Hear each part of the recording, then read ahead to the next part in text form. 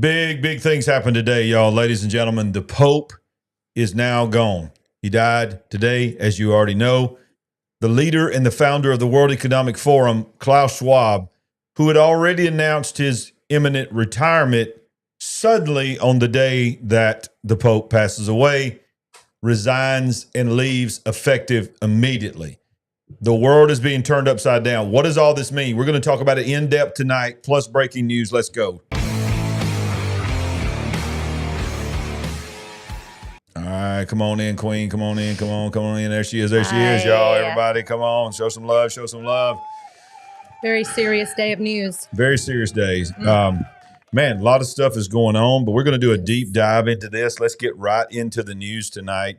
The Pope has passed away, and it's crazy. Is just this was Easter weekend, and it's just, I don't know about y'all, but this just seems a little strange that it happened on Easter, the night of Easter. And of course, there's a big conspiracy going on that J.D. Vance cursed him or something because he met with him yesterday. He did meet with him yesterday. So you think others are thinking the same as you? Well, I mean, I'm just telling you, that's what's all over X. The haters are saying that, that Vance did something, put something on his hands or something. I don't know. But y'all, he was already in bad shape. But Pope Francis dies today, a day after Christians celebrate, of course, the resurrection. Yes.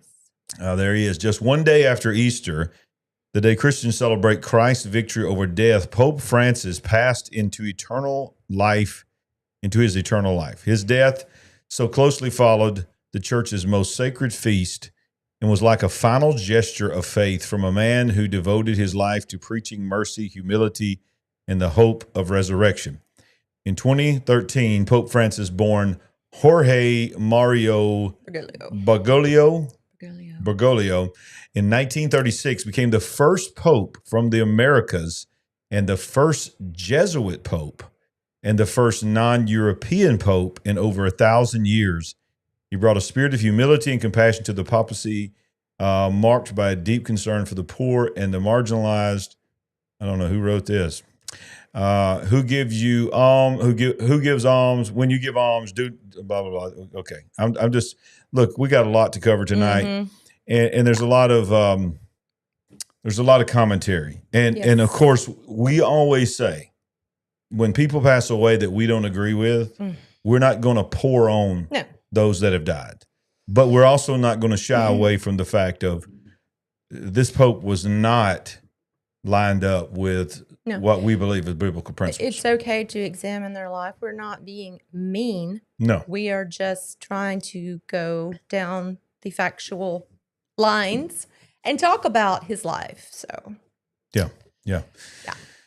So CNN has a running update as things come in. Leaders across America are paying tribute to Pope Francis. I'm not going to read all these. There are just a ton of them.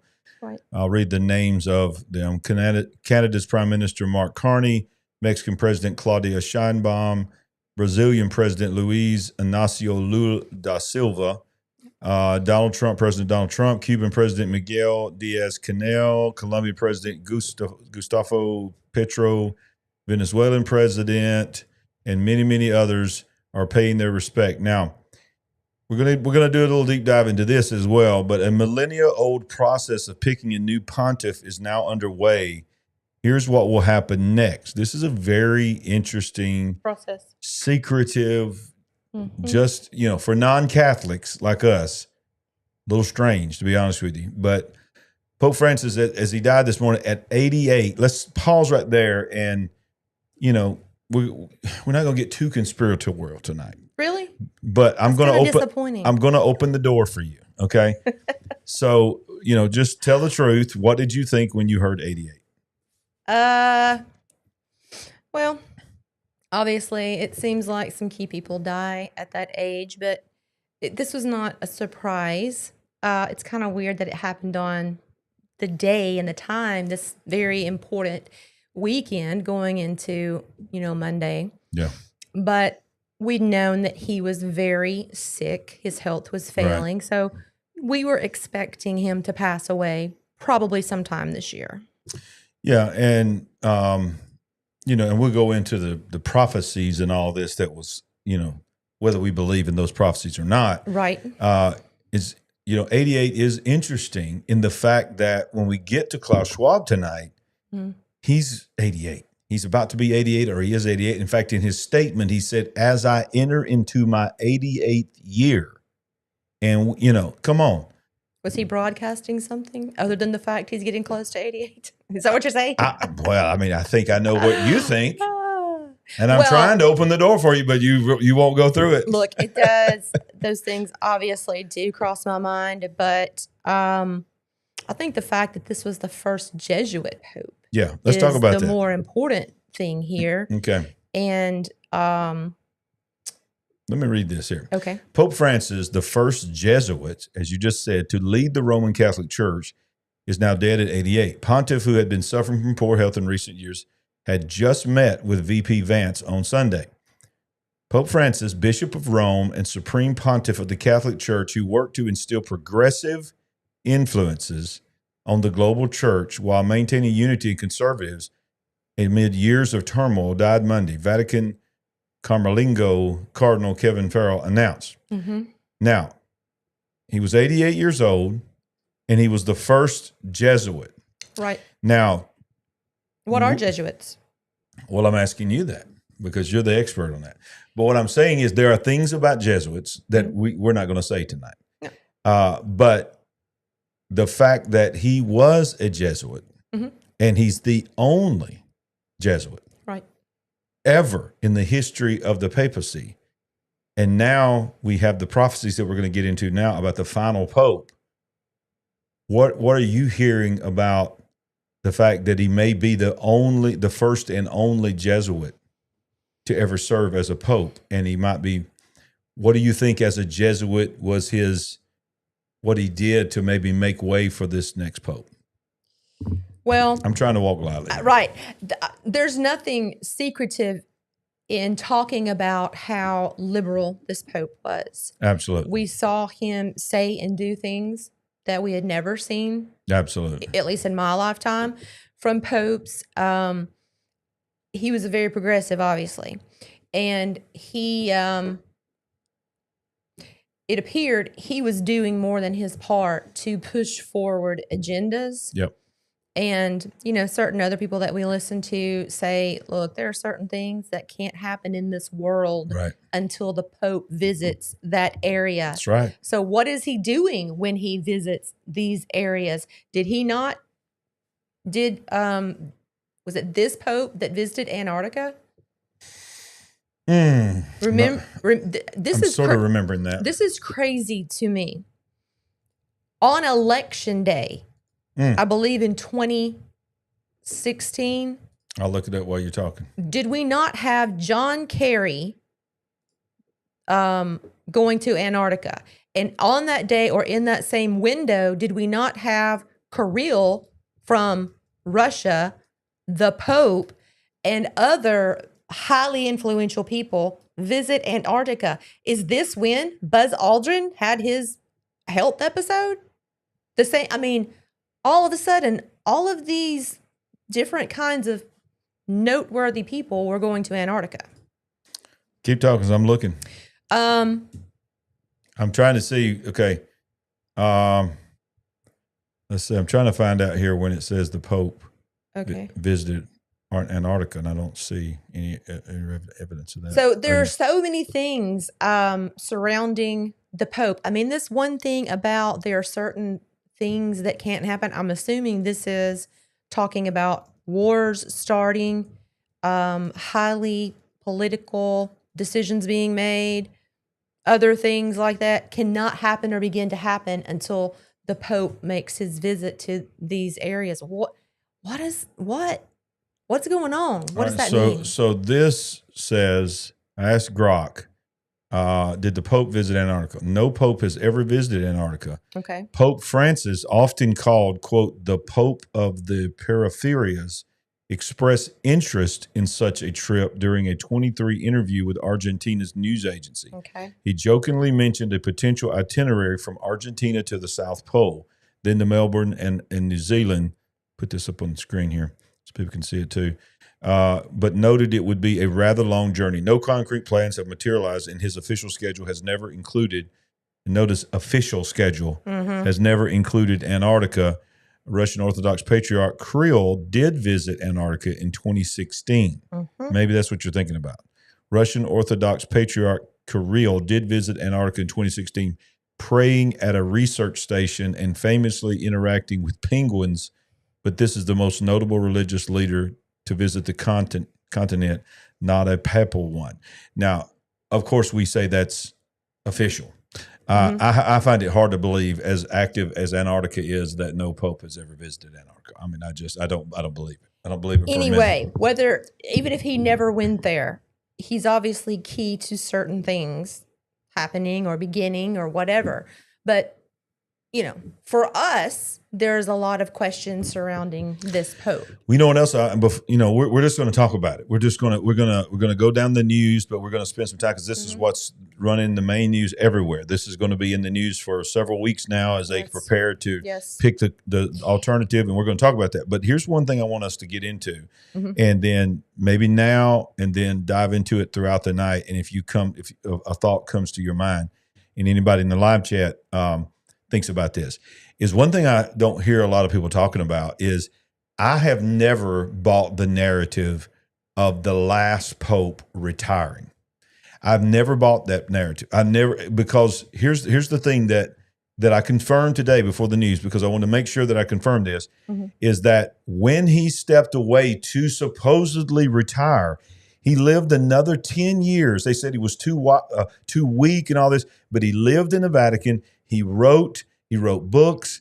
He did official duties, and he lived in the Vatican for 10 years. About? The former pope. Yeah. The former pope. So it's like that's what I thought you were saying. So what a lot of people say on some channels that I tend to lean in that direction is it wasn't a resignation, it was a coup. And a lot of people believe that because I've never supported, I've never been a Catholic. I've never done none of that. But I do know this, the former Catholic was a lot more conservative. He stood for traditional marriage. He was very pro-life. He was not in favor of the LGBTQ agenda. And suddenly he retires, and he's replaced what normally takes, and we're going to show you in just a minute, anywhere between 2-3 weeks and in some instances months to replace the Pope. That Pope was replaced in 2 days. Pope Francis became the Pope in 2 days, and the entire philosophy of the Catholic Church officially from Vatican flipped. They went the new Green Deal. They went progressive and everything. And then this former Pope that was just too tired to even hold his head up lived another 10 years and continued to function. Are you trying to say that he was being held in the Vatican for those 10 years? I'm sort of saying that, yeah. Yeah, I'm sort of saying that. That's what I'm hearing. Okay. I'm sort of saying that. And my conspiracy mind perked up when you said a coup. Yeah, I'm not saying, but I'm saying. Right. Have you? What? I mean, come on. Look, okay. Look. Let's tell it like this: the Vatican. We're not here to Catholic bash tonight, but the Vatican is a government. Yes, it's a city-state. It's a city-state in Italy. Yeah, exactly. As far as I know, there are only 3.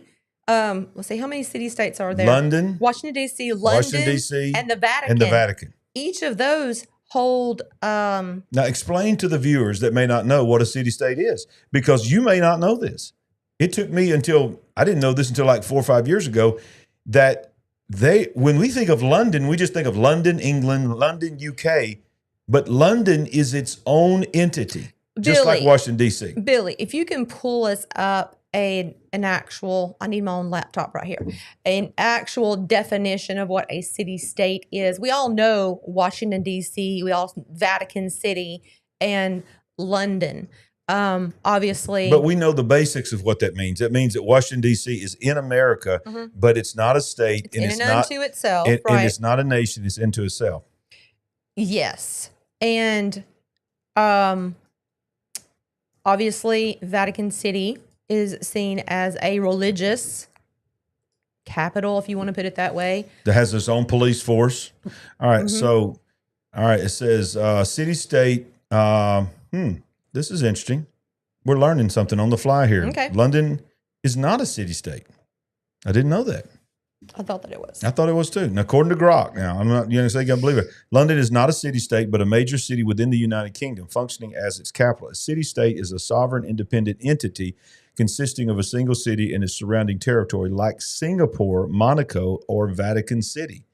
If you're looking for city-states similar in concept to what London might evoke, here are some examples: Singapore, Monaco, Vatican City. London, while influential, operates under the UK's national government. Unlike these sovereign entities, if you meant a specific aspect of London, the financial dominance and cultural role, then I can look at that. So, yeah, hey, I thought it was. Well, okay, this is the way I've heard it. London seen as a monetary and economic powerhouse. Of course, we know Wall Street in New York City, but America is seen as a military power. Right. And obviously the Vatican City is seen as the religious center. And as you said, London, city-state or not, it is considered to be the financial capital of the world, where the money funnels through. Right. So all that being said, we know that the Vatican is, like we talk about the deep state, there's the deep church. Yes. There's the deep Vatican. There's a lot of stuff going on there. Well, here's what you're trying to say is, just as with political organizations and other kinds of organizations, there are factions within those organizations, and those factions have their own agendas and motivations. So when you say... Yeah, everybody's saying, I had to interrupt you, everybody said that's wrong. Okay. London is a city-state. That's what we thought. Yeah. Somebody's saying... and finish that thought with somebody saying there is London and then there is a separate city of London. Yes. Okay, so that's what we're talking about. So that helps me, because we always thought that London and Washington D.C. And the Vatican were the same. But finish your thought. Sorry.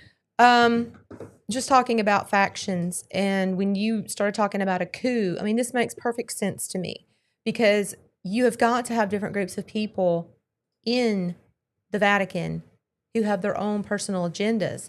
And if this did happen the way you explained between the last pope and this pope that just passed away, you could see where that faction rose up to create this coup. Absolutely. If that's what happened. I mean, I absolutely, I can't prove it, but I absolutely believe that's what happened. Could you imagine individuals or groups of people constantly trying to get in the Pope's ear or his assistant's ear to pull them and sway opinions and decisions? I mean, I could see that. And as like I said, don't go anywhere, because we're going to go to Klaus Schwab in just a moment. We still got to do some more stuff on the Pope, but what hit me today is the two major forces of the world's narratives were resigned and died today. So you got the Pope, that is the voice of, whether you're Catholic or not, voice of the religious narrative of the world. And you have Klaus Schwab, that is the voice of the narrative of the deep state and the elite. And they're both 88, and they both disappeared from the scene on the same day. It's either, and I think it's probably this, no matter what you see on the news, they're getting ready for something to take us even further. It's like the deep state, or those dark agents, puppet masters, have turned a corner on whatever their plan was. And I don't know, maybe we should look out for a ramping up of dark agendas. Absolutely. Well, what's going to happen as we go closer into this? Francis critics conservatives among the top candidates to be the next pope. These are the ones that everyone is circling. Well, there's 16 of them. But these are the top ones. I think there's 16, but these are the top ones that I see on all the articles that I'm talking about. These 6, okay. These 6. In the wake of Pope Francis passing on Easter Monday, the Catholic Church will begin the process of selecting the next Bishop of Rome, thereby setting the future course of the Church and its 1.3 billion followers. Within 15 to 20 days of the death of the Pope, a conclave of the College of Cardinals will be convened within the Sistine Chapel in the Vatican, where they will hold a secret ballot vote to elect the next Pontifex Maximus of the Church. All right, so let's scroll down here and let's look at some of the ones that we've got. So the first one is Cardinal Luis Tagle from the Philippines. He is standing as one of the favorites among odds makers. He's 67 years old. having been described as the Asian Pope Francis. If elected, the Filipino cardinal would become the first pope chosen from Asia after Francis became the first pope from South America. I'm going to scroll through here. Now, this is the one that's the big one when you go into the prophecies that we're about to show you. Pietro Parolin. This is the one that everyone would say would be the fulfillment of the last pope, Peter the Roman, because that's basically what his name means. Wow. And this is him. Now, I saw one article that showed, from a conservative, from a Christian base, which one would be good, which one would be better, and which one would be absolutely worst case scenario. The worst case scenario that we could get that would take us even further than Francis ever dreamed of taking us. And the worst case scenario was this dude. Wow. He was the worst. They said he would be even more liberal and even more progressive than Francis. And he's the odds-on favorite to become the next. We really need Tom Horn right now. Yeah, we do. We do. Cardinal Parolin, 70, also had close ties to Francis and served as the Secretary of State since 2013 of the Vatican. He expressed a conservative perspective on some social issues, described the passage of gay marriage law in Ireland as a defeat for humanity, but he's since come back on that. But he's very pro-immigration. He's very pro being open to things. I'm just going to rapid fire. Pito Erdo, and I don't care if I get the names wrong or not. Robert Serra from Guinea. He would be another prominent conservative candidate, and I've heard that he would be the most conservative pope that we have ever had in our lifetime. Would become the first pope to hail from Africa since the 5th century and the first to come from sub-Saharan Africa. 79-year-old has been one of the most outspoken cardinals in the Vatican on conservative issues, often offering contrary positions to those of Pope Francis.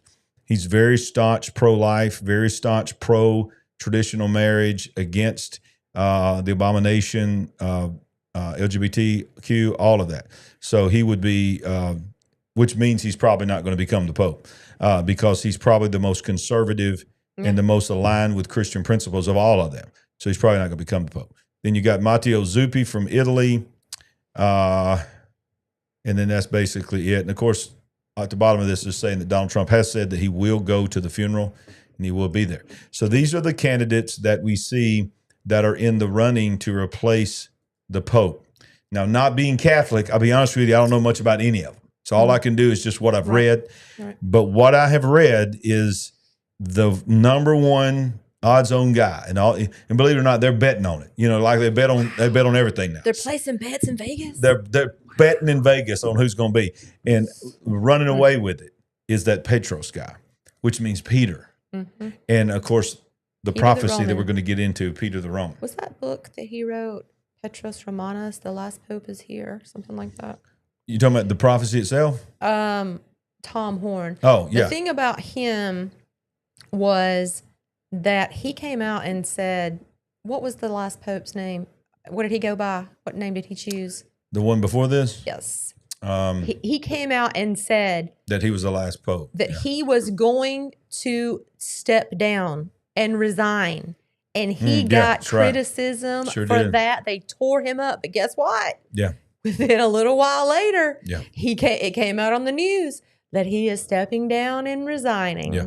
Well, his son shared that today. I saw that he shared that. And Joe Artis? Joe Artis Horn? Yeah. He was just like, Dad, the world needs you now. Yeah, and he said, my dad was so far ahead of his time. Yes, he was. And man, I miss him. Absolutely. I miss him. Well, this is what happened just this weekend. And it's so crazy that right after this, the Pope was gone. This is when Vance and his whole family came to the Vatican. I like how he takes his kids everywhere. I mean, he's normalizing kids again. I like that. He takes his family everywhere with him. Of course, they go in. Let me zoom in here. Of course, he has meetings. You can see he has some official meetings with the cardinals. And he's making a trip around the world right now. I think he's in India right now as well. And let's see if I can get to where he meets the Pope.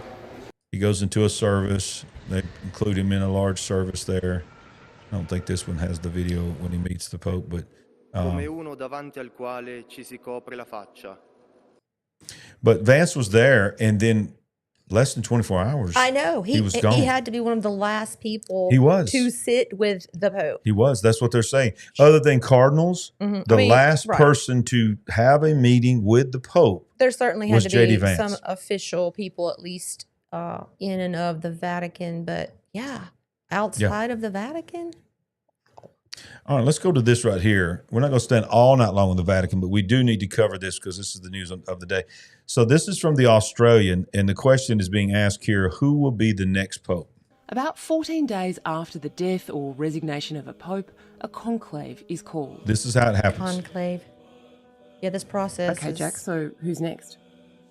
Well, there's about a dozen frontrunners, but I think that the main one at the moment is Pietro Parolin. Now, he's the Vatican's Secretary of State, and so he knows all the secrets for some significant amount of time, all the skeletons.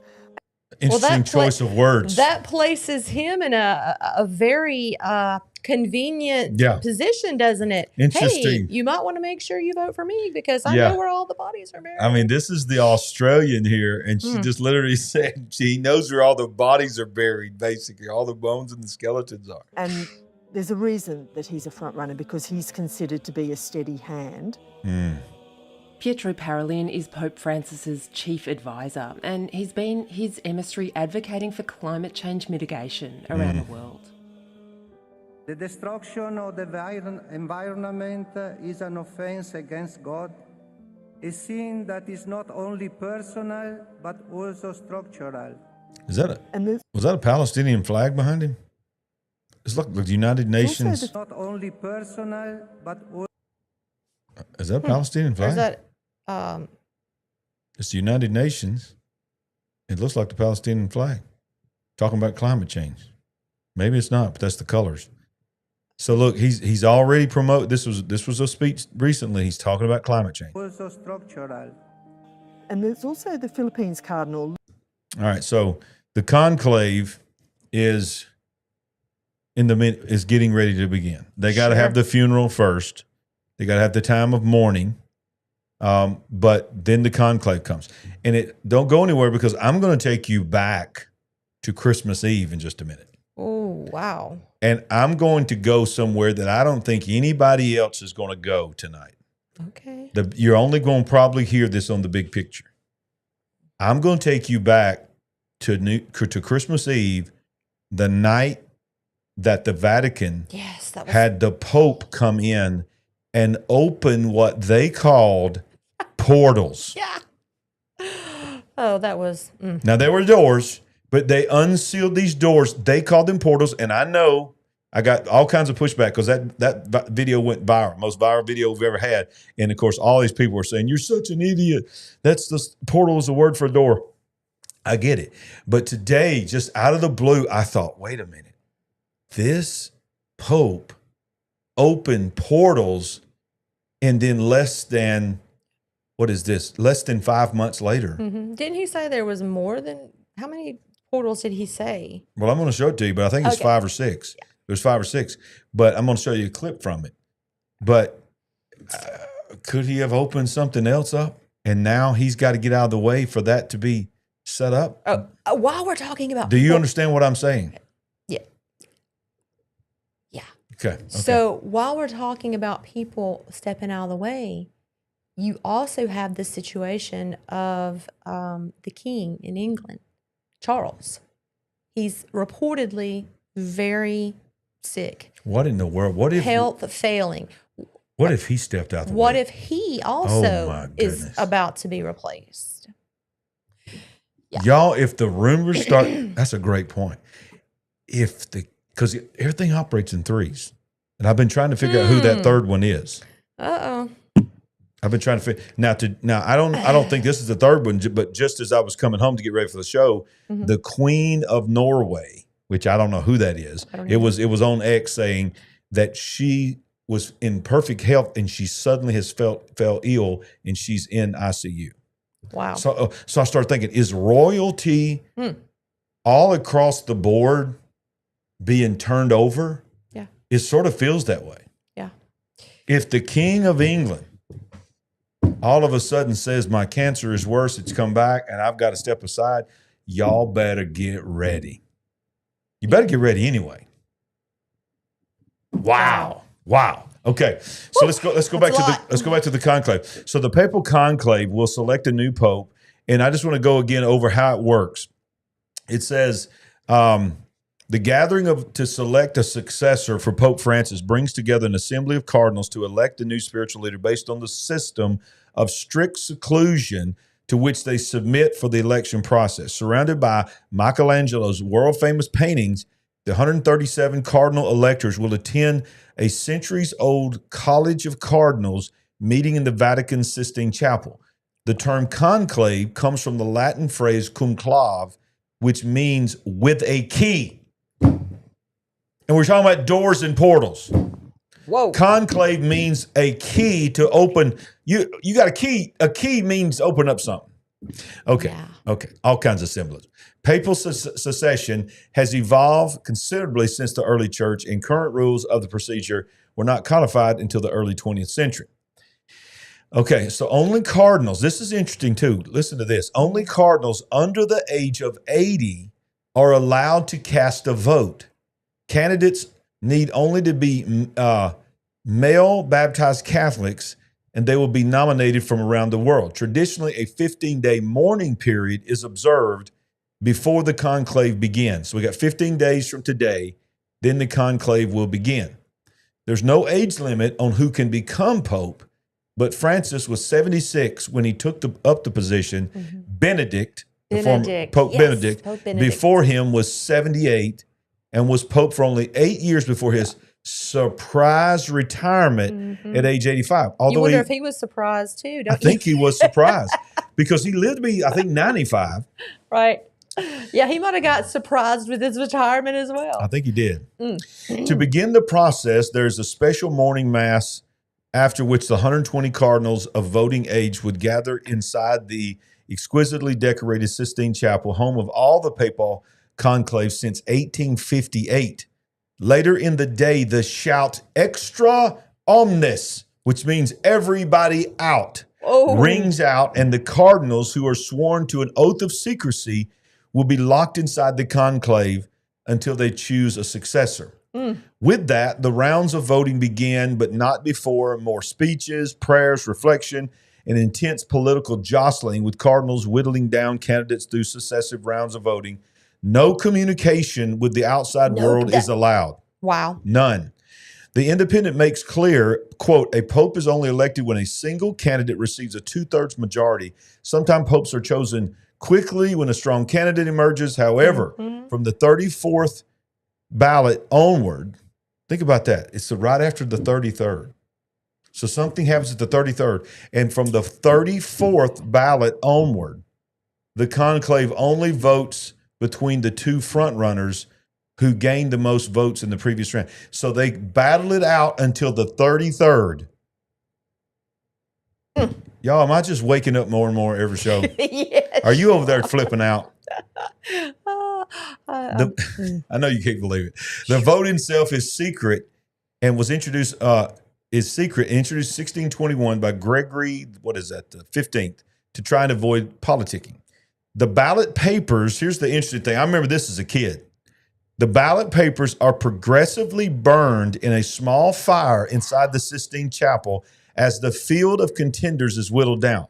Black smoke released by the fire and vented through the roof tells the crowd waiting outside a new pope has been chosen. And that's it. After all these years, they still take the ballots to that furnace. Yeah.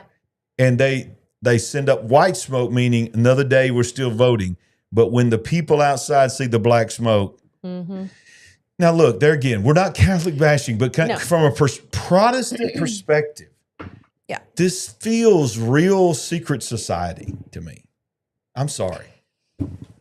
Well, I mean, this just feels like they certainly are carrying on long-held traditions when it comes to this. The shutting themselves off from the rest of the world. I mean, obviously they didn't have communication like we do now when this process began.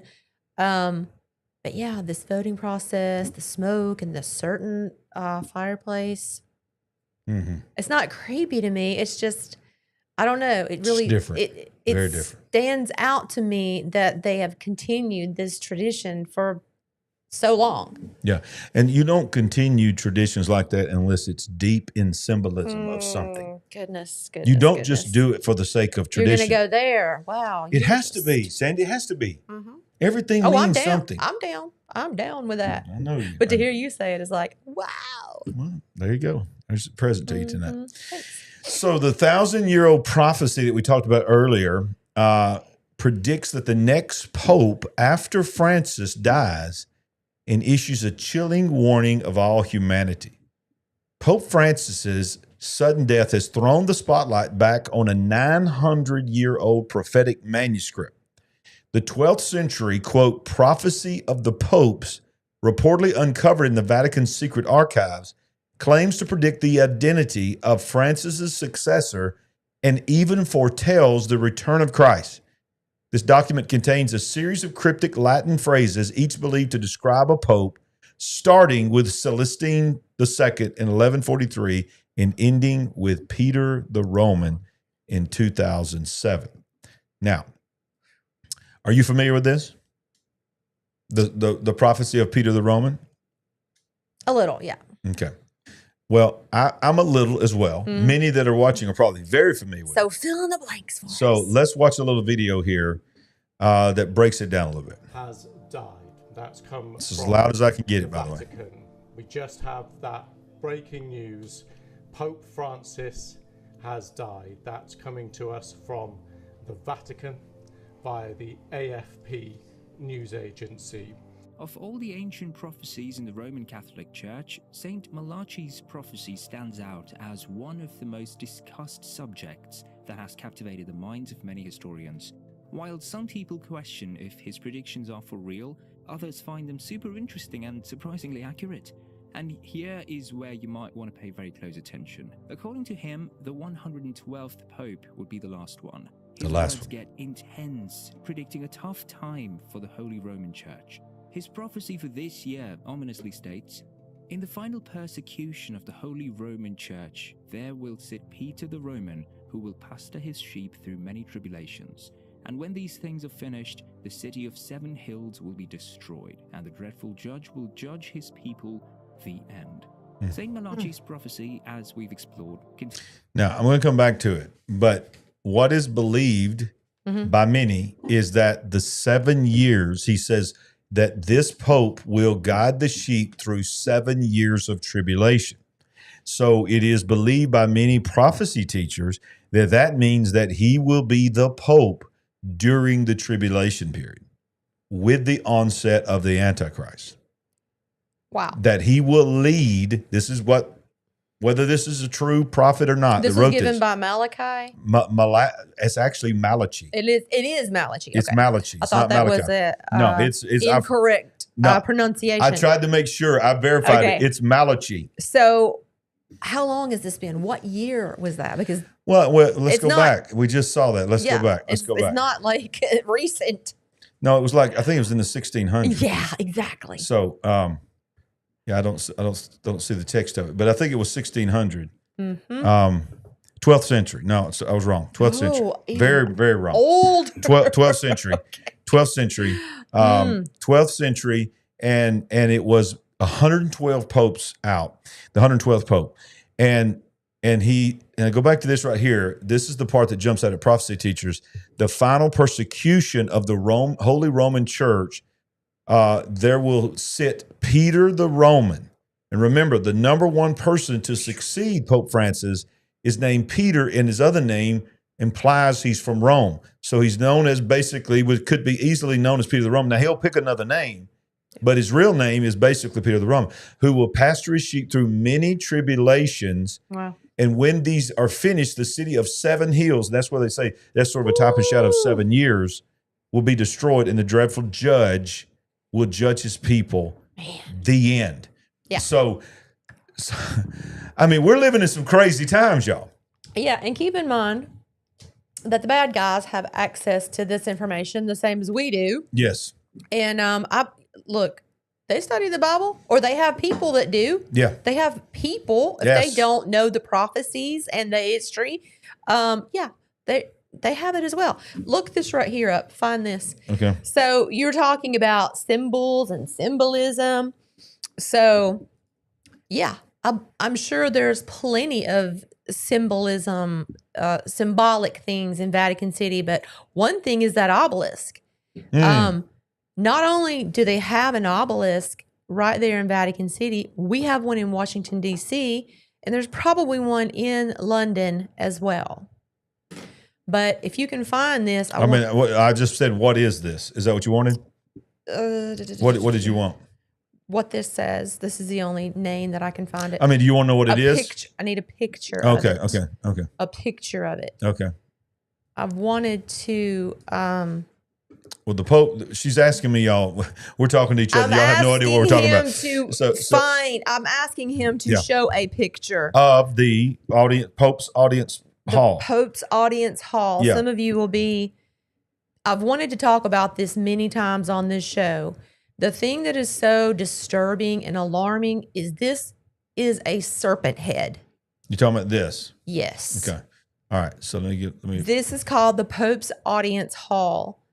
And it looks like the head of a serpent, and the thing that's on the stage, the back wall of the stage, if you want to put it that way, is just eerie. You see the eyes? Wow. These are stained glass windows. This is known as the eyes of the serpent. Well, let's read what it is. The Pope's audience hall, officially called the Paul VI Audience Hall of Alla Paula, is a large building in the Vatican City used for papal audiences, particularly when large crowds gather.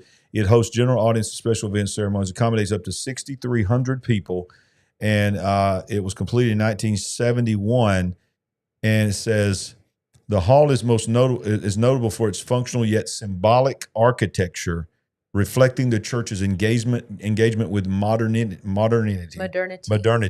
General audience typically held on Wednesdays allow pilgrims to see and hear the Pope deliver messages. So let's go back to the picture again. These are some of the pictures of it. That's the inside. Now, if you're looking, that's the back. That's the back wall. What? What is that? What? What in the world? Is this not creepy? This is creepy. It is. And weird. And why? What is it? Why? This is some artwork, whatever. It has a name. I do not know the name of this. What in the world? Incredibly disturbing piece of work. But I don't know if you have any pictures of the exterior of that building, but obviously, can you imagine being inside this building? So that's some from the side. I don't know if that's the top. Mm-hmm. I mean, I've just got to show them. We can't talk to each other without them knowing what we're looking at. So just tell me what you're looking for. I'm just wanting people to see this building. Okay. Look, all right, let's move on because I don't. People carry things in their pocket like different kinds of sigils for reasons. Can you imagine meeting in a building that has this kind of symbology? The serpent symbology is really all over the place. If you just pay attention, it is in movies, in printed materials, in all kinds of places. Yeah. And here it is where people are meeting. Yeah, exactly. And that thing, I got to do a deep dive in that thing on the back of the stage. Yes, you need to. That's weird. That was weird. Speaking of symbology and weirdness, I want to take you back to a show that I did on Christmas Eve. And this was the most viral thing we've done yet. It was called the Pope set to open 5 holy doors, but the actual name of them was portals. So I'm going to link this down in the description when the show's over with. But I want you to go back and watch this and just sort of ask yourself, were these doors? Because remember, everything is symbolic. Everything represents something.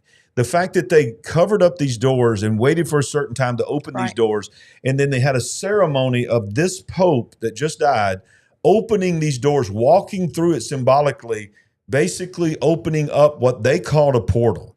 Let's watch this. Here, y'all, and just mix that with all the things we've been talking about in the big picture here. They're going to get ready for the rite of recognition. That's what what does it's that mean? called. Recognition of what? That was what the ceremony was called, the rite of recognition. Wow. This was on Christmas Eve. Look at the symbolism. This was on Christmas Eve, the day before Christmas. He died the day after Easter. Yes. The two biggest Christian holidays, hands down, on the calendar. And this Pope opened a door on right before midnight of Christmas and died shortly after midnight on Easter. And on Christmas, he opened a portal to recognize something. And on Easter, he was gone. What is the official narrative of recognition? What are they really recognizing? After that Christmas Eve ritual, Pope Francis will open a symbolic door inside the Roman prison Rebabia on December 26th, the feast of St. Stephen. And I remember pointing out, I'm not going to play this whole thing, but I remember pointing out how it was, I think it was either the first time or the first time in, decades and decades and decades. It might have been the first time ever that in this ceremony that they have ever so often, that he opened the door of a prison. And I thought, he opened, right there it is. It'll be the first time a pope, you can see the text, the first time a pope had ever opened a holy door at a prison. So you're talking about, when you start getting into symbolism things, and we'll go back to it in a minute, let my mind go there, let the preacher in me go there. There are certain demons that are in prison. Yeah. The Bible says they're in prison. Yeah. And it's almost symbolic. Are you opening some kind of portal as the spiritual leader of the world, and you choose for the first time in the history of a pope, to this day, it's never been done by a pope, and you open a door on Christmas Eve to a prison? Let's watch a little bit more of this. It will be the first time a pope has opened a holy door at a prison. A holy door at a prison, reported by the Denver Catholic. He says, I think of prisoners who deprived of their freedom daily, feel the harshness of detention and the restrictions, lack of affection, and much more, a few cases, lack of respect, Pope Francis said. And the objective to opening the door later this month is to usher in the year of renewed in hope as Christians find Christ as a door of salvation. Okay. So it says Pope Francis wrote a proclamation or a bull of indication for the 2025 year-long illustration. Are you saying? I did not even catch that when I made that show. The bull, it's literally called, y'all, I'm freaking out right now. He opened 5 doors, of which one is a prison, on Christmas Eve, and wrote a proclamation, or this is what it's called, a bull of indication, unquote, for 2025, a year-long celebration of the bull of indication. And the door opening was called the door of recognition. And it's called the bull of indication. Do you know what the bull is? It's Baal. Yeah. The bull is the symbol of Baal. What in the world? I mean, look, I know this is horrible, and people are going to get mad at it. I'm going to get blowback. Say, why'd you have to say this on the day the man died? Let the man die. I understand it. He's a human being. He died. Yeah. I understand that. I honor the dead. Okay, but y'all, this is more than a pope dying. Sandy, this is a prophetic shift. Yes. There is something prophetically happening. Okay, I'm glad that you said that, because we've been tiptoeing around that since this show started. Yeah. We're talking about notable people passing away, may be passing away soon in our near future. Yep. Others stepping down and relinquishing their titles and their power, if you want to put it that way, to make way for who? For what? And you know the enemy knows he's running out of time. So they're not making way for somebody better. No. For all of us. No. That's more in line with the gospel. You know, they're making way. Look, let's go. Let's go there with Klaus Schwab. Okay. Because in all that's happening, because I said this is a prophetic thing. Y'all, there is no way in this world you're going to make me believe that he just decided that he'd already told his family weeks in advance. Y'all, I know what I said. I'm gonna wait. I'm resigning sometime later this year or next year. I think it was next year when he was supposed to finally get out of the way. But I just changed my mind. I'm gonna do it on April 21st, the day after Easter. Let's keep this between us. I'm gonna make a formal announcement on that day. And he waits, y'all, to announce it hours after the Pope dies. This breaks. You would think this man who founded and led the World Economic Forum, Davos, Switzerland, the narrative of the world, would have realized the optics of this. He could have said, if it wasn't something strategic, he would have said, you know what? I think I'll wait until after the morning of the Pope, then I'll announce it. You're thinking he was maybe signaling something? Absolutely, that's what I'm saying. I'm saying there's no way in this world an 88-year-old man that knows the system, that has led the elite, the deep cabal system and the narrative, is going to choose to announce that he resigned effective immediately. Y'all, he's gone. He's not leading the World Economic Forum anymore. He's gone. And he did it today, just a few hours after the 88-year-old Pope died. You can't make this up. And you want to try to tell me that I'm going overboard, that this is not some kind of prophetic shift? There is an end times prophetic shift happening today. Yes. Today. And I believe the enemy felt a spiritual shifting around the world as the church woke up. I'm hearing more and more. I'm seeing posts about people saying the greatest Easter we've ever had. People all over the world, the people are coming back to church. People that hadn't been in church in years are saying there's more to life than what I've been told. And the enemy realized, man, I thought I killed the church, but we all got together around the world and celebrated a resurrected Savior. And then the next day, so nobody can talk about the resurrection. So let's read this article. Klaus Schwab vacates the World Economic Forum chair. Just like that, he was gone. The globalist World Economic Forum founder, Klaus Schwab, on Monday, vacated his position as chair of its board of trustees. The elite Geneva-based institution confirmed. AFP reports Schwab informed the WEF board, quote, as I entered, and look, why did he make sure to say that? Exactly. Why did he, on official statement, why did he make sure to say, as I enter my 88th year, I have decided to step down from the position of chair and as a member of the board of trustees with immediate effect, end quote. He decides to say 88th year, and he decides to say that on the day of the death of the 88-year-old Pope. Right. Go ahead and turn it off if you don't want it on.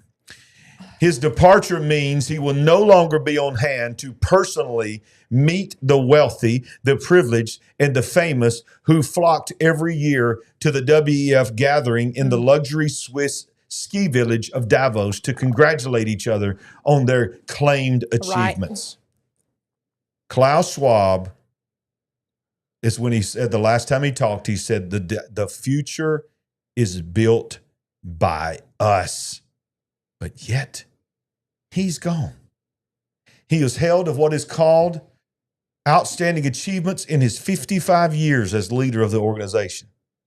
At a time when the world is undergoing rapid transformation, the need for inclusive dialogue to navigate complexity and to shape the future has never been more critical. You say all that. You believe all that. You're the leader of all of that. What changed? Now, some speculate that it's health. Some speculate that he's got some kind of diagnosis that his death is imminent. And that may be the case. But let me tell you something. Even if it is the case, you don't come out on the day that the leader of the world's religious system, your choice as Pope, you probably had a part in putting him in the coup against Pope Benedict because he lined up with your Mr. Klaus Schwab's agenda. and you take away when the world should be talking about nothing but the mourning of the death of the Pope, right? You will not even give the Pope his day of death. Okay, let's stop there and let's talk about that. So he comes out and makes this announcement on the day. How many people have rebuked him? None. It's like they're all working together. Exactly. It's like there's only a handful of corporations that own all of the news agencies, and they've all sent the memo to everyone saying, "You'll not speak against this." Exactly. Now, there are many people speculating, and they automatically say that his kids are going to take over. Well, his kids are not going to take over. They've already left as well. So his daughter, his son, now they might be still part of it, but they've already publicly said that they're not going to do it. Now, anything can change, but it's publicly stated by all of his children that they're not going to take it over. Well, you would think that he would make sure of that because this is his baby. Right. Something is happening, y'all. This guy on this thumbnail here, and I can't think of his name right now, but he is the former CEO of Nestle. He is the interim. And I think when we play this video here, it will say his name. But he's now the acting interim director of the World Economic Forum. He's been on the board of the World Economic Forum for decades. But he's a former CEO of Nestle and F1 Racing and some other things. But people are saying that he's only the interim. But if he becomes the full, he is much worse than Klaus Schwab in his global agenda. World Economic Forum Chairman Klaus Schwab has abruptly stepped down, effective immediately. I love being right sometimes, not when I'm talking about negative things, but in this case, I said a couple of weeks ago that when they first announced that they would be seeking a replacement and they would have somebody in place by the end of 2026, I said there's no way. If they're making the announcement now, that means that he's gone soon. No later than the end of 2025, but probably very soon. And of course, I was right. That's how the globalists think. They put it out there and then they follow up. World Economic Forum announces governance transition. This is according to, you can find this over at weforum.org, a website, by the way, that I would never want you to go to unless you're doing Oppo research or something. Klaus Schwab, chairman of the board of trustees of the World Economic Forum, has informed the board that, quote, following my recent announcement and as I enter my 88th year, we've already heard medical that. Reason, cabal is 8 years We'll old. hear what he says that here. Seems to be a very likely scenario. Out of there. And we have to wonder at least a little bit why so abruptly. Is it a medical reason at 88 years old? That seems to be a very likely scenario. And is there something else afoot? When you're dealing with the globalist elite cabal, you never know. We'll keep our eyes open on this, especially. So yeah, he's gone. He's gone. And y'all, I'll be honest with you, it's going to be weird covering the World Economic Forum without Klaus Schwab. I know. Next January, this coming January, we covered every year. What's it going to be like then? And look, let's not sidestep the Trump effect. I mean, I personally do not believe that Klaus Schwab would have resigned this early if Kamala Harris was president. I believe that when Donald Trump showed up on that screen at the World Economic Forum and blistered their hind ends to their face, I think the world realized we're not going to get to do this year what we want to do. And the inevitability of people that are getting older, these other people is like, if we're going to survive, we got to get rid of you. Maybe. I tend to think that there's a more spiritual aspect to this. I agree with that. It's just, I don't know. It's just too, I don't want to say convenient, but the fact that he had to come out on today and do this, and he was not rebuked by anyone that we know of. Yeah. Say, you're out of place. You're out of line. This could wait. Yeah. Stop taking away, your self-importance is, sickening here. Exactly. But nobody has done that. Nobody's done that. Nobody. It's like it was supposed to happen this way. Right. Exactly. Well, PBD from the Patrick Bet David podcast, he was speculating that this guy right here is going to take it over. Can you imagine? I mean, anything's possible. Can you imagine if Yuval Noah Harari succeeded Klaus Schwab? I don't buy it because he can do a lot more damage behind the scenes. Yeah, well, than being the face. For sure, there'll be no shortage of one-liners if he gets. Oh my goodness! If he comes in to this office. Well, speaking of one-liners, let's listen a little bit of Noah. This was at the World Economic Forum. I believe this one was at 2020 at the height of the WAN, otherwise known as the pandemic. Clouds, the IBM cloud, with evolution by intelligent design, not the intelligent design of some god above the clouds. But our intelligent design and the intelligent design of our clouds, the IBM cloud, the Microsoft cloud, these are the new driving forces of evolution. And at the same time, science may enable life after being confined for 4 billion years to the limited realm of organic compounds. Science may enable life to break out into the inorganic realm. So after 4 billion years of organic life shaped by natural selection, we are entering the era of inorganic life shaped by intelligent design. Let's a little bit more right here. Watch this. So does the data about my DNA, my brain, my body, my life, does it belong to me or to some corporation or to the government or perhaps... Now keep in mind, this is the right-hand man of Klaus Schwab. He hasn't, because Klaus is gone, he hasn't left. And this is the voice of the agenda of this man, Klaus Schwab. Klaus Schwab has groomed this man to speak from some type of expert point of view. Right. So if he's not going anywhere and he's going to still be the mouthpiece, he's going to have somebody at least like Klaus Schwab or worse than Klaus Schwab. This right here is one of the most eerie interviews I've ever seen. If you've not seen this, watch this. Animals.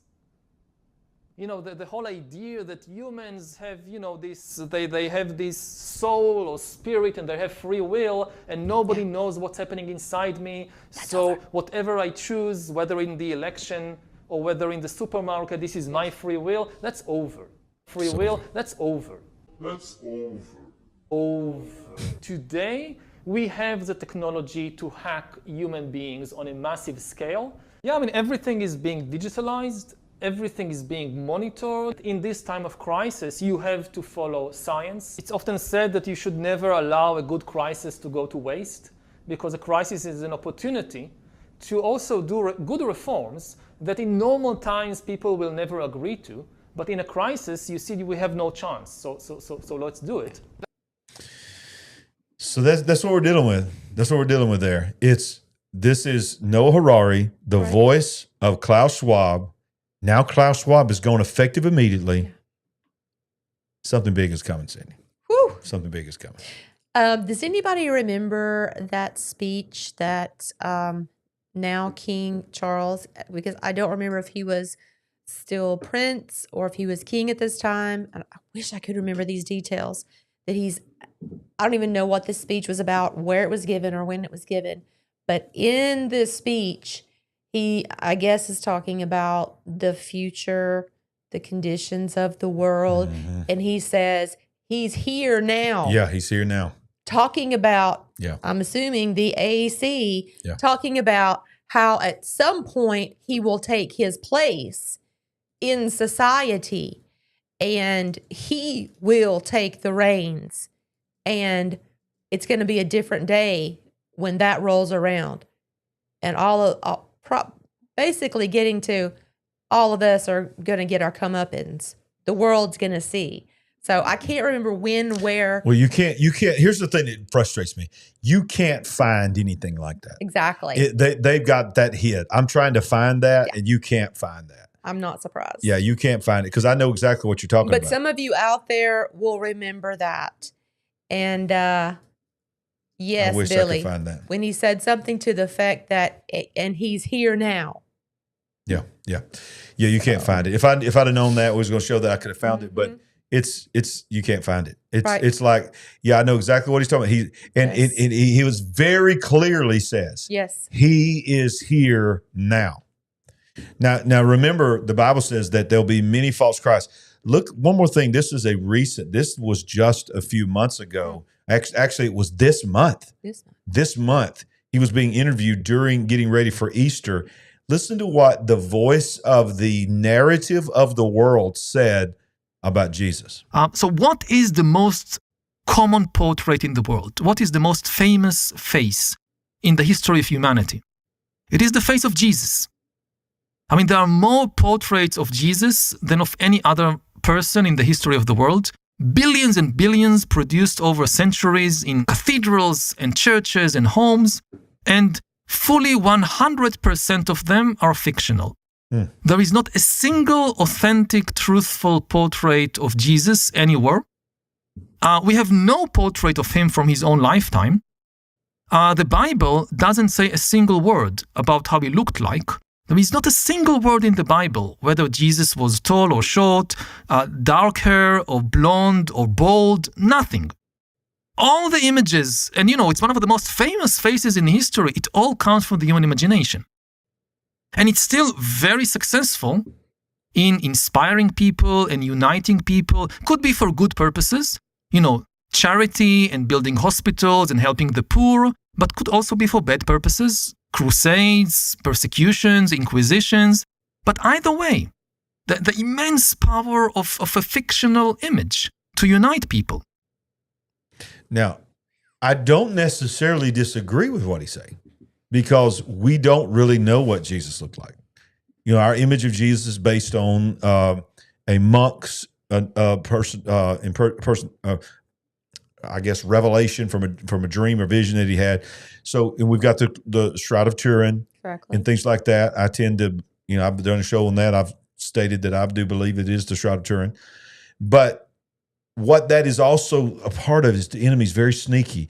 It's Jesus made it very clear that in the last days, people will say, Jesus over here, Jesus over there. Right. And so you've got a person who is very, very heavy atheist now promoting, hey, what all y'all think Jesus looks like, you have no idea what Jesus looks like. So in other words, he could look like something, he could be something, not only look like something, but be something that you never dreamed he could be. Wow. So the systems are getting ready. The religious leader has gone. He just died. The political narrative, cultural narrative leader is now resigned. It's probably not going to be here much longer either. It just feels like this world is getting set up for who's next, who's coming on the scene that's going to be able to unite the World Economic Forum and the Pope and the world into one belief system. Well said. Man. And at this time, as we are approaching these things happening, so many people are waking up. It's just amazing. We could not have had this conversation 5 years ago. No. Like we're having right now. No. With a lot of people watching us online. They would have turned this off and just said, you two are kooks, Yeah. They may still do that. They might still do that. But people are ready for this. Yeah. They're ready to begin embracing this because they know something is not right. They know things are just coming to light in this world, in this political and economical and all these different systems in the world. We're looking around and we're like, what is going on? Something is not making sense here. Things are not adding up. So exactly. Well, in the midst of prophetic things like you're talking about, the Bible says, watch Israel. And let's not forget, a lot of stuff's going on in Israel. And this was an interesting thing here about Israel that came out today. They are now using unmanned bulldozers that are changing the paradigm of war in Gaza. Now, I'm showing you this to keep our minds on what's going on in Israel, but this is also a part of the world that we're going to because warfare is changing. So this is called the Rob Dozer, like a robot. The robotic version of the D9 bulldozer has begun limited deployment in the IDF's operation against Hamas. This is the future, says one military. So look at this. I mean, can you imagine looking out in a field and seeing an entire field being cleared by this giant bulldozer and there's not a human anywhere? This is the world that we're going to. These are specific to Gaza. They're only in Gaza? Well, they're being used. I mean, I'm not saying that's the only place they got them, but that's where they're being used. That's where they're being revealed that they have them. And they're tilling up things, moving debris and stuff like that. Getting something ready, maybe? Maybe. At first glance, there is nothing unusual about the bulky bulldozer turning up soil at a testing site in central Israel. But as it pulled closer, it became clear the driver's cabin is eerily empty. This is the Rob Dozer, a fortified engineering vehicle manned remotely, and in this case, operated from a military expo halfway across the globe in Alabama. I didn't even get to that part. Shut your mouth. What? I didn't even read down that far. What?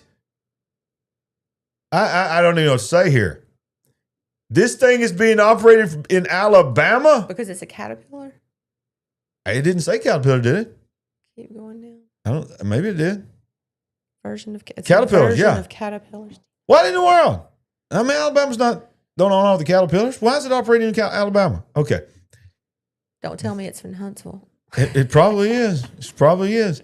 It's operated by a military expo. Oh, my goodness. Halfway across the globe in Alabama. Y'all, you can see I don't have time to read the whole article sometimes. Army engineers and military experts say that the Rob Dozer, the robotic version of the Caterpillar's D9 bulldozer, is the future of automated combat. Quit popping up, woman. Kathy Reed, I did watch most of that What are you talking BP about? Earth Watch video today. Talking about solar storms changing your DNA. Okay. Okay.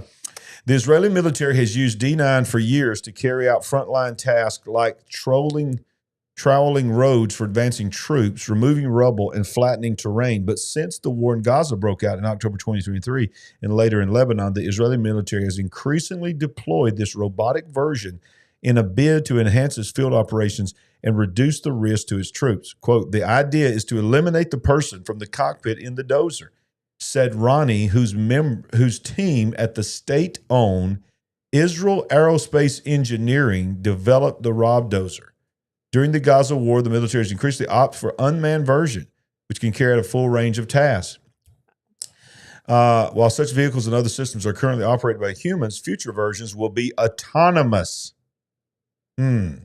raising ethical and legal concerns over the uncharted future of warfare being shaped by the Israeli military in the Gaza war. I'm just interested in this thing about Alabama. Yeah. I want to find out how have we not heard this exactly before now? An Israeli military official who requested anonymity to discuss sensitive matters told AFP that the army has been using robotic tools for over a decade, but in very small numbers. Now it is being used in large-scale warfare. It's a really big development that is changing the paradigm of war. We have said this was coming. We just didn't know it was coming this fast to where war is going to be completely fought by robots and AI. Right. This is the future. Chair of Urban Warfare Studies at the U.S. Military's Modern War Institute at West Point. Many, quote, have been experimenting with it, but nobody has seen direct deployment into active modern combat. It is very unique. Wow. Yes, it is very unique. So here's what we always ask you on the big picture. If we're seeing a bulldozer that's being operated from Alabama in Gaza, what is actually being used? That's just what they decided to roll out and let us know. Right. Well, not related to war, unless you want to talk about war on humanity directly in general. But I have often wondered if some of these chemtrailing planes are not, if there's a pilot there. Yeah, me too. Because you would think about if you're, I think most everybody watching this is a believer in chemtrails, that they're chemtrails. I think everybody is. I think it'd be very shocked if people. If you're watching this show, yeah, exactly, you're probably believing chemtrails. Yeah. So then with my pre-awake days when I used to fight you over chemtrails, y'all, I know you don't believe that, but this is how far I've come. Is One of the things that I always had a problem with was, number one, the budget. I don't have a problem with understanding the budget now that I've seen what's happened with USAID. Yeah. And then number two, I would always say to you, Sandy, do you realize how many planes and how many pilots it would take? Because we're just seeing in our sky, but the world has a sky.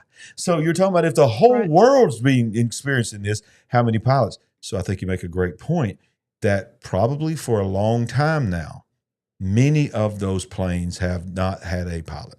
I don't have a problem believing that at all. I spent probably 2 or 3 hours outside on the riding lawnmower cutting grass several years ago, and I counted at least 60 individual trails, different individual trails being started and made. Condensation. And I was like, this is unbelievable. How is this possible? So, I mean, it's mind blowing. If you spend time outside some days, yeah. And if you are not familiar with this, I have literally seen many days recently, and of course in the past as well, where they make X's in the sky. Yes. Do you ever notice that? Oh yeah. Literal X in the sky, yeah. X marks the spot, whatever. Yeah. And then you see that X just sort of turn milky. Right. And then you see that it's hiding something. Right. So here's a test. Go outside almost any day around sunset. When you're looking at where the sun is setting, you will notice that it's just, the sky looks smeared. It's milky. It's white. Most days are not clear. I'm not saying every single day, but then turn around and look behind you and see if the sky is blue or clear. Right. But yet straight ahead in front of you as you're looking at the sun, it's all, like they're trying to hide something. Like they're trying to hide something and like they're trying to do something. Because I believe it is a twofold thing. I think they are trying to hide something, but I also think they're also having stuff sink down to get inside of us. I believe that there are it's a combined multiple reasons for chemtrailing, not just one reason. Yeah. Multiple agendas. But hey, it's getting in the food that's being grown. Yep. It's getting in the water supply. It's getting in the animals, in the cattle, in animals that are going to be slaughtered that we're going to be consuming. Wow. Some people are saying they've never seen an X. I'm just shocked by that. Yeah, I've literally seen so many X's in the sky. Maybe it's just Alabama. Look very closely. Sometimes as the wind blows, those things start coming apart. They start getting wider. They start getting, drug across the sky. Yeah. If you look closely, you may surprise yourself that you actually do. You actually can make out an X. Because by the time you look up, it's already milky, and you don't know. That's just an aside issue. Right. An X is not the point. The fact that there are so many chemtrails and they're obfuscating what should be blue skies is the problem. And what's in those chemtrails is the problem. We have so many dead and dying trees around us. Yes. It is a common occurrence for a tree to fall across a road because it didn't used to be that way. There's so many. I mean, I'm driving down the road looking on the side of the road, especially if there's a hill or an incline to the side of you. You can see so many trees have fallen already or they're dead and dying. It absolutely looks like they've been poisoned. Then you get into the bee population. Where are the bees? Where are the bees? What's happened to the bees? Well, what's the big deal? It is a big deal. These bees have to pollinate the crops that we're going to be eating. Without that, basically, we're gone. We're doomed. We're doomed. The bees are so important. Yes. And look, we started off this. We're going to hit every single conspiracy before this show ends tonight. We talk about a robot controlled bulldozer. Next thing we talk about bees. How we got the bees. But it's all about the agenda. I mean, look at this. Scientists just this week in the middle of everything. Let me just throw out there. We've now created the world's largest lab-grown chicken nugget. I mean, we're all talking about what they're trying to put in us, complete with artificial veins. Y'all, this is sickening. This is a piece of lab-grown meat from an artificial circulatory system, has an artificial circulatory system of hollow fibers delivering nutrients and oxygen. That's a chicken nugget. It's the largest single piece of lab-grown chicken. And I'm just trying to tell you, this is what they're doing to us. And then if y'all did this, well, I'm just going to rapid fire, and then we're going to bring Jimmy in here. We've got a lot of new people watching tonight, so y'all get ready because we got something called the Supernatural AI Update that we're going to talk about. Yeah, if this hasn't been enough for you already. It's coming. It's coming.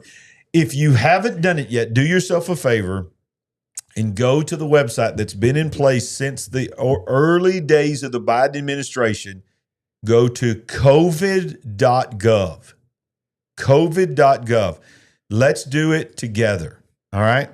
So if you go to the official COVID website that has been there since the government started it to tell you how to mask up and all this, go to covid.gov.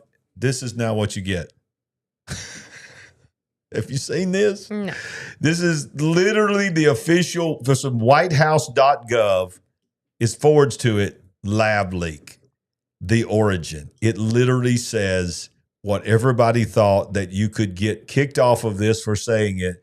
The White House lays out the actual origin of it. It shows you maps of the Wuhan Institute, the seafood market that's supposedly where it started. It breaks it down into full detail, evidence, so that there is never again a dispute of what happened. And I brought that up because we're talking about what they put in us, and that wah and that jab was also putting something in us for a future agenda. Sure. Just thought I'd throw that in there. Yeah.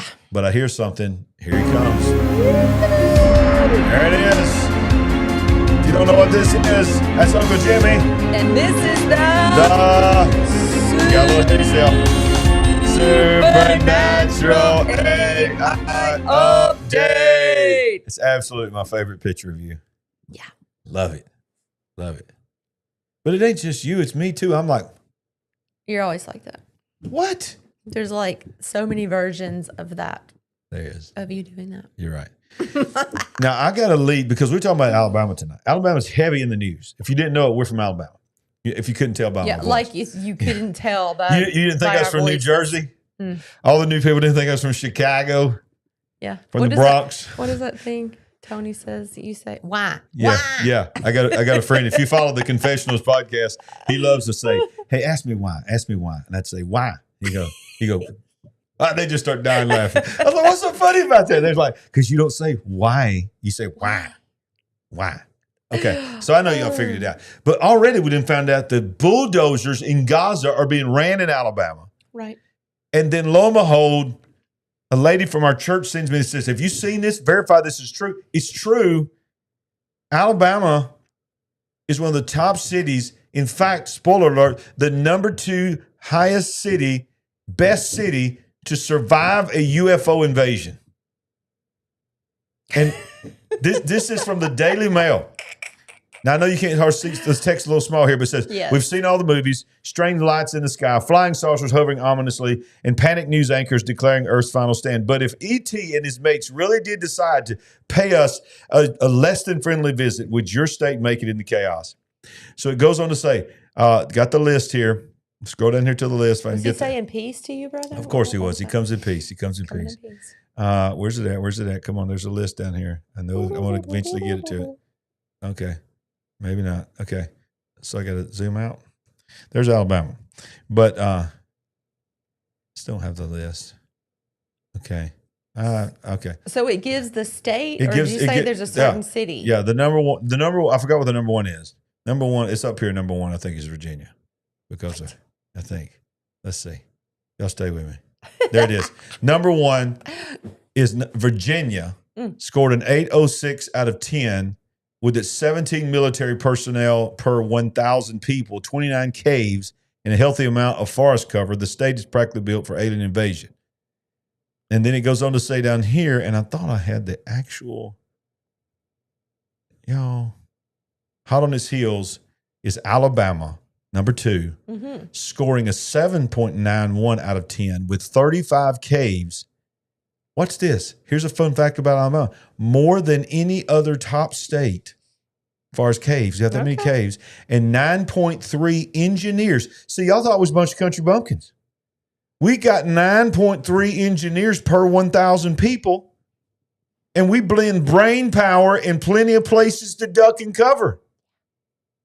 So we are, Sandy, and I forgot, and guess you ain't going to believe what the worst state to live in to survive a potential attack from a UFO. Goodness. Nevada. Okay. That is where interesting. Area 51 is. That is interesting. It's the worst one to survive. Alabama's number 2. So we're good. We know that they're really demons. We're good too because we pray against the demons. Mm-hmm. But if they come in flying saucers, it's good to know we're the second safest state. So y'all come to Alabama. Come on to Alabama, and you got nothing to worry about. There you go. I mean, the floor is yours. I've said what I have to say. Well, I have to say, wow. No, I had no idea. Literally. I would not have placed us probably within the top 10. We're number 2, babe. Feeling good about that. Feeling good about it. Yeah. It might have something to do with the big picture too, because we have educated people, and the UFOs are probably scared to mess with the big picture. That's what it is. It's got to be. It's got to be. Yeah, my granddad used to say, "If you're scared, say scared, son. Just go ahead and say it." Your granddaddy said that. Scared, say scared. Nice. I ain't scared. Quantum computers. Quantum dawn is upon me. How the next wave of computing will shatter AI's limits and reshape Silicon Valley. Sanctuary. What did I say? Silicon Sanctuary. The Silicon Sanctuary. The discovery of a new quantum state of matter, we've discussed here, unlocks unprecedented AI potential while forcing a reckoning with the fragility of our digital defenses. The boundary of computations are bending. In the depths of supercooled crystals, physics have observed a rare quantum phenomenon. Blah, blah, blah, blah, blah. SRPT, a synchronized dance of iron and erbium ions that defy classical physics. So lifting AI into uncharted territory. Now, why are we saying this? This is basically talking about the next level of AI computers and quantum computers combined with AI in the natural realm, because we believe God can do anything. Basically says there's no hope for us. Now, the other night, you and I were sitting in the living room, and I showed you something. I'm not going to go into detail on it, but I showed you something that AI could do. Very bothered me very bad. And I could see the visible shaking that happened to you. Oh yeah. And you literally looked at me and said, "We literally have no idea what's coming." I mean, the other thing, what was the other thing I said? I don't remember. I said, "What are they waiting on?" Yeah. They can do all of this now. Yeah. They know. They've been telling us it's going to be automation. Right. So many people are going to lose their jobs because of automation. Yep. So many people working in an office environment, I don't know, maybe say accountants, whatever, maybe loan officers at the bank, I don't know, are going to lose their jobs. But we hate to say that. We hate to say it, but we all know it's true. Hey, go to Walmart, go to Sam's, go to whatever store. You ought to be formulating a picture of the future yourself. Right. They're getting rid of humans, of employees. Yep. You should think on that every time you check yourself out of one of these stores. But wait a minute. If you go to Lowe's, you don't have an option. True. Lowe's doesn't even give you an option. Yeah. If you're going to buy something at Lowe's, in our Lowe's, I don't know how it's your Lowe's, but in all of our Lowe's, the cashiers are gone. They've removed every one of them. Not just they're not being manned. True. All that is in the store is self-checkout. Yeah. At Lowe's. So when you were laying all that out to me, it was coming together for me. All the things that I've heard and we've been exposed to, in a moment, I was like, oh my goodness, I can see why we're going to need, this is an idea we're playing around with. There's going to be a need for UBI, Universal Basic Income. Yep, that's what they're preparing Maybe us for. not to blanket the entire country, but certainly there are going to be some facets, yes, sections. Cities, parts of cities, whatever, because there won't be any jobs. That's right. So AGI is predicted, artificial general intelligence is predicted to happen next year. Artificial superintelligence. Now, let's back up. Artificial general intelligence means that AI becomes as smart, listen closely, as the most intelligent human in the world. So if in all of the world, in the billions of people, you find the smartest, most intelligent human in the world, mathematician, engineer, whatever, AGI means it's as smart as that human. ASI, artificial superintelligence, wait for it, is coming in 5 to 6 years. I personally believe probably faster than that, but they're saying conservatively 5 to 6 years means that AI will become as smart as the smartest people in the world combined. You take all of the smartest people in the world, you take every human being in the world, and you combine all of their intelligence together and turn it into a person. ASI is smarter than that. And when that happens, what is our world going to look like? And y'all, that's not 20 years from now. That's 5 years from now. Right. What? So back to my original will question. we be here? I don't know. What are they waiting on? Someone in chat said it's called slow phasing. I agree. I get that. I agree. I think we've have been being mentally trained and mentally prepared for years and decades of what the future looks like. Yeah. Well, this is what you're talking about. A famed AI researcher launches a startup company. And listen what his goal is: to automate all human jobs. Wonderful. Tame Basarologo, a renowned AI researcher, has launched a contentious startup. Listen to the name of it, called Mechanize, with the goal of fully automating all work and handling the entire economy over AI. TechCrunch was a very famous, very well-known and respected technology newspaper, and an article reports that this prominent AI, this founder of a nonprofit AI organization, Epoch, has launched a controversial new startup called Mechanize. The company's mission, as described on X, is the full automation of all work and the full automation of the economy. I'm showing you this and one other article to show you how fast this is going. This announcement sparked a heated debate on social media, with many questioning the ethical implications, of course, replacing all human workers. So he openly says, I'm starting a new company. Mechanize will build virtual work environments, benchmarks, and training data to enable full automation of all work. We're hiring at mechanize.work. Yeah, you want to go work for them? Now, here's what I'm going to show you. That's Mechanize. And then this is the other thing I want to show you, this other company. But before I show you that, I want to show you this. If you'd like to partner with our church, with our channel, all you got to do is go to LarryRagland.com, click on Partner with Us, and when you click on Partner with Us, you will see there our new address there. If you didn't know, we got a new address instead of the P.O. box. It's our new address. You can make a one-time gift. You can partner with us, and several of you have done that. We appreciate it. Helps us pay for our television ministry and all the things that we're doing around the world. And every soul that's saved, every life that's changed, you got a part of it. So all that's down in the description, LarryRagland.com. But this is what I want to show you. That's one startup called Mechanize. This is the one that's a little bit scary. This is called Planeteer. Have you heard of it? No. Planeteer, this video is called The New Deep State. Listen to this company. It's one thing to criticize your former employer. It's taboo to do that. But to criticize an employer that also owns extremely lethal technologies and surveillance technologies that are highly invasive and used in war zones is something else entirely. It's 2025. We're all kind of used to government surveillance. The idea that we're all being watched all the time and don't own our own personal data has become normalized. We're also used to the military spending vast amounts of our money on just a few giant defense contractors.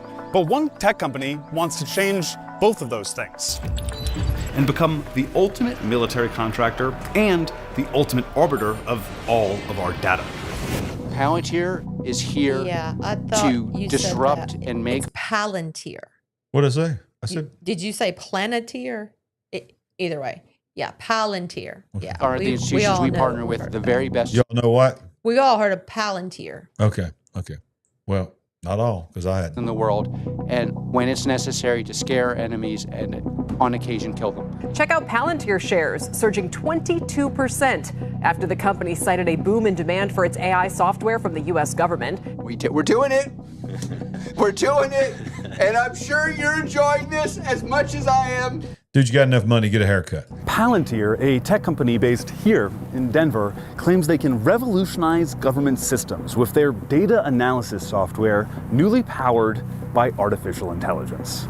They've been hired by the Department of Defense, the FBI, local police departments, and even the IRS and Wendy's to take in the information those organizations collect even more information, and use that data to draw conclusions.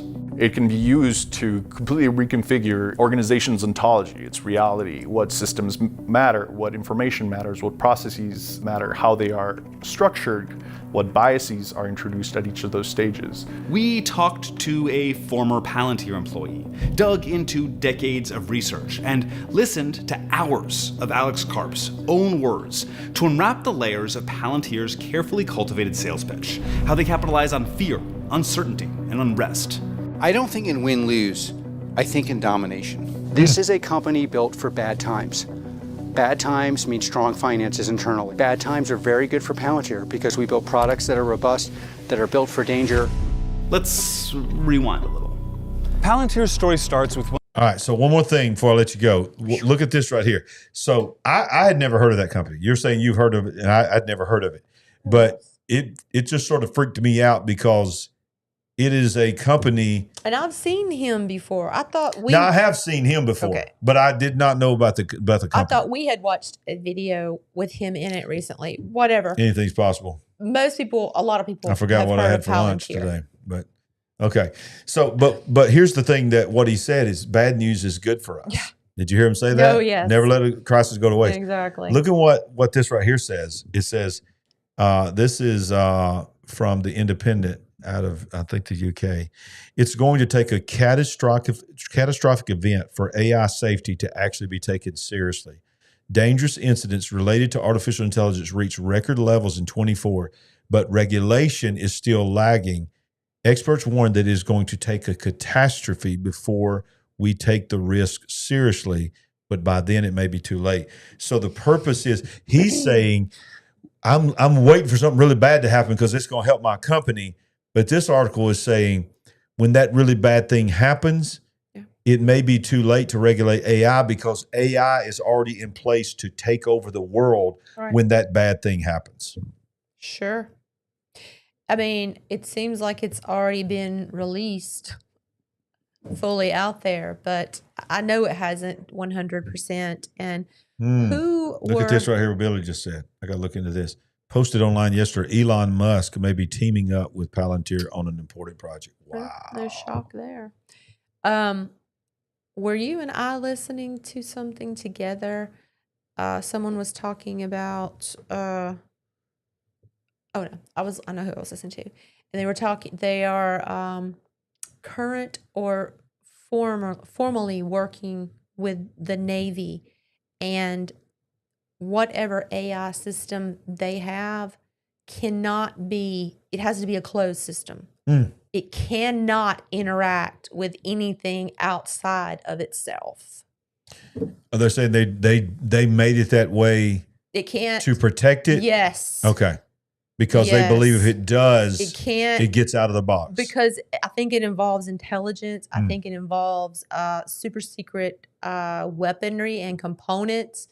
And there can't be any outside contact. Whatever this system is, it has to be completely closed. It cannot interact. Nothing can get out, and nothing can come in to I don't know, infect it or whatever, or to steal any information. Wow. So, talking about, going again back to person of interest. Yeah. At a certain time, there was a tipping point. It could not be contained any longer. Yep, that's right. And I think we're there. I think we're already there. I don't think we're going to be there. I think we're there. There's no putting it back. No. There's no going back. It's not going back in the box. We know it's not going back in the box. So I guess what you need to do is the only thing that you can control is where you're going with your life and now and in the future. Get your heart right with God. Make sure you're right with God. Yeah. And try to enjoy every day you can, because tomorrow's not promised. So as long as we got a chance to be here on the big picture, we're going to be here. Absolutely. So we didn't even talk about who did you want to say who won it? We're hearing some ruffling of the feathers, and Okay. I think all of us would agree that this last story gets tonight's golden Palantir? chicken. Palantir? Yeah, because that is creepy. It is creepy. That's even creepier than that Vatican serpent head building. So yeah. And a close runner up was probably that chicken patty that was made. That's freaky. With real veins. We ain't woke, y'all. We love y'all. We certainly are awake. See you next time on The Big Picture. Thank you for joining us. Hit that like Would button. you like to help us build the Big Picture family? We're on a mission to wake up the world to what is really going on. All you have to do is go to our website at LarryRagland.com and make a one-time gift, or you can become a monthly partner. Any amount is a blessing and an encouragement to us. While you're there, make sure you get a copy of our book, I See Greatness in You. Browse our merchandise store, connect with us on our social media links, and join our mailing list. We appreciate it. And remember, we ain't woke, but we are certainly awake.